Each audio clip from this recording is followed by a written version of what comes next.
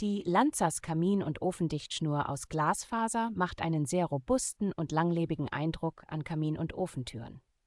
Mit einem Durchmesser von 14 mm und einer Länge von 5 Meter eignet sich die Dichtschnur gut für gängige Kamintüren und Einsätze.